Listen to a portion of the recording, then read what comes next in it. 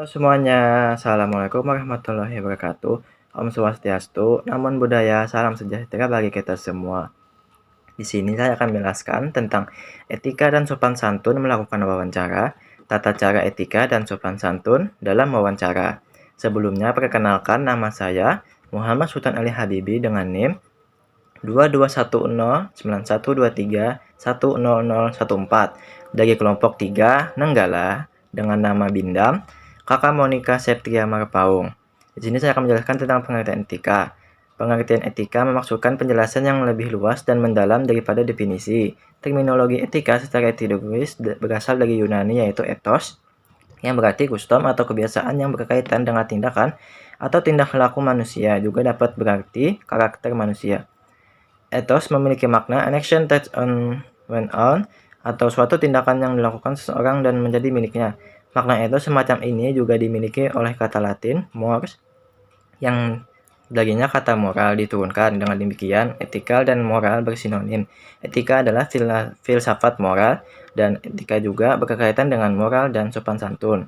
Pengertian sopan santun adalah suatu aturan atau tata cara yang berkembang dengan secara turun-temurun dalam suatu budaya di masyarakat yang bisa bermanfaat dalam pergaulan antara sesama manusia sehingga terjalin suatu hubungan yang akrab, saling pengertian, serta saling menghormati. Terdapat dua jenis sopan santun, yaitu sopan santun dalam berbahasa dan sopan santun dalam berperilaku.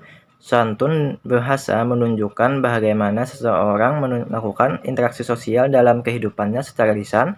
Setiap orang harus menjaga santun bahasa agar komunikasi interaksi dan berjalan baik. Bahasa yang dipergunakan dalam sebuah komunikasi sangat menentukan keberhasilan pembicaraan, sedangkan santun dalam berperilaku dapat diimplementasikan dengan cara berbicara dan memperlakukan orang lain. Pengertian wawancara. Wawancara adalah salah satu teknik pengumpulan data yang dilakukan dengan cara berkomunikasi secara langsung dengan pendidik sebagai narasumber utama. Dokumentasi diperlukan untuk menunjang kelengkapan data yang digunakan untuk menyelesaikan dan memecahkan masalah yang menjadi pokok masalah. Saat ini dokumentasi tidak hanya dapat berupa dokumen, namun juga dapat memanfaatkan teknologi yang berkembang. Kamera HP dan perekam suara. Proses wawancara akan dilakukan di tempat belajar kelompok para siswa.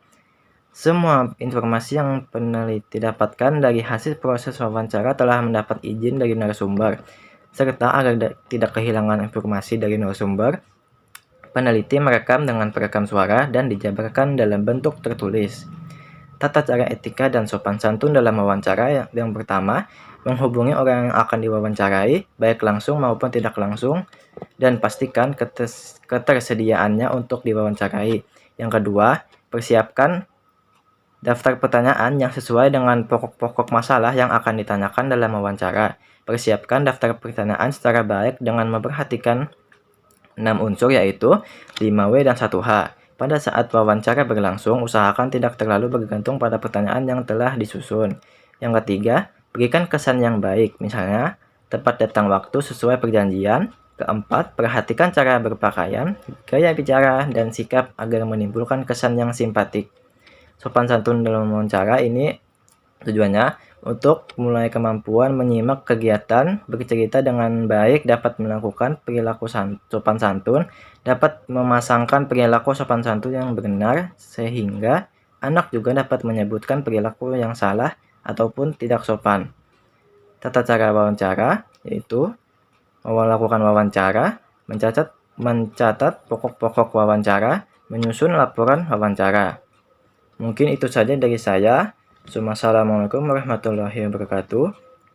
PSKM 22, berbeda raga, satu suara, bersama kita bisa lewati segalanya. Terima kasih.